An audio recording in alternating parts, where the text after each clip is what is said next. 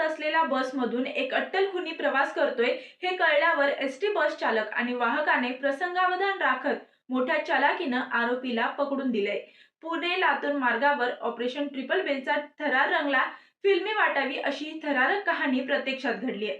तर त्याचं झालं असं, एका 26 वर्षीय तरुणाची दगडानं ठेचून निर्घृणपणे हत्या करून एक आरोपी फरार होण्यासाठी एसटी बसमधून प्रवास करत होता।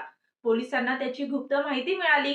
पोलिसांनी तातडीने संबंधित पुणे लातूर बसचे कंडक्टर चंद्रसेन नंदगावे यांना माहिती दिली। त्यानंतर लगेचच या गुप्त ऑपरेशनची सुरुवात झाली। रस्त्यात थांबा नसतानाही कंडक्टर नंदगावे यांनी 3 वेळा घंटी वाजवल्याने बसमध्ये काहीतरी गडबड आहे हे ड्रायव्हर गौतम भोसलेंच्या लक्षात आलं। त्यांनी बस रस्त्याच्या कडेला घेतली। खाली उतरून दोघांनी पुढचा प्लॅन ठरवला। पोलीस येईपर्यंत बस थांबवणं गरजेचं होतं। त्या दोघांनी बसमध्ये बिघाड झाल्याचा बनाव केला आणि बराच वेळ दुरुस्ती करायची म्हणून बस थांबवून ठेवली। बराच वेळ झाल्यानंतर प्रवासी संतापू लागले। त्यामुळे त्यांची समजूत घालून बस संथ गतीने चालवत चालक भोसले यांनी पुन्हा वेळ घालवला।